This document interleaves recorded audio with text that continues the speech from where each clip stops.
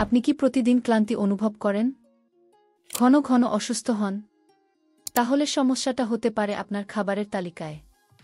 আজকের ভিডিওতে আমরা জানব এমন কিছু স্বাস্থ্যকর খাবার সম্পর্কে, যেগুলো প্রতিদিন খেলে আপনি থাকতে পারবেন সুস্থ, শক্তিশালী এবং রোগমুক্ত। ভিডিওটা শেষ পর্যন্ত দেখুন, কারণ শেষে থাকছে কিছু এক্সট্রা হেলথ টিপস। প্রথমেই আসি শাকসবজি ও ফলমূলের কথায়।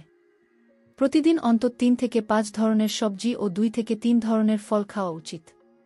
বিশেষ করে গাজর, লাল শাক, ঢেঁড়স, করলা, পেঁপে, আপেল, কলা, আমলকি এগুলোতে রয়েছে ভিটামিন এ, সি এবং অ্যান্টিঅক্সিডেন্ট, যা রোগ প্রতিরোধ ক্ষমতা বাড়ায়। ফল খেতে হবে সম্পূর্ণ। জুস করে খেলে অনেক পুষ্টি নষ্ট হয়ে যায়। ২. প্রোটিনযুক্ত খাবার। শরীর গঠনে প্রোটিনের ভূমিকা অপরিসীম। ডিম, মুগ ডাল, মাছ, মুরগি এসব খাবারে প্রচুর প্রোটিন থাকে, যা পেশি তৈরি করে এবং ক্লান্তি দূর করে। প্রতিদিন অন্তত ১ ডিম খাওয়া উচিত এবং সপ্তাহে ২ থেকে ৩ দিন মাছ বা মাংস খেলে ভালো ফল পাবেন। ৩. দুধ ও দুগ্ধজাত খাবার।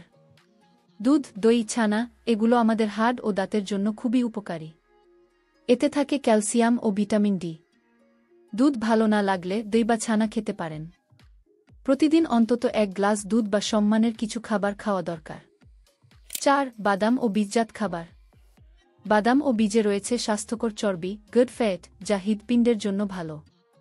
কাঠবাদাম, আখরোট, চিয়া সিডস এই খাবারগুলোতে আছে ওমেগা-৩ ফ্যাটি অ্যাসিড, যা মনকে শান্ত রাখে ও মস্তিষ্কের কর্মক্ষমতা বাড়ায়। ৫. ফাইবার ও পানি। শরীর ঠিকভাবে কাজ করতে চাইলে ফাইবার ও পানি খুব দরকার। ফাইবার পাওয়া যায় শস্যদানা, সবজি ও ফল থেকে। আর পানি? সেটা তো জীবনই।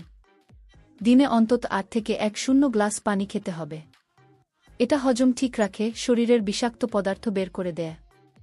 যেসব খাবার এড়িয়ে চলা উচিত। এবার বলি যেসব খাবার যতটা সম্ভব এড়িয়ে চলা উচিত।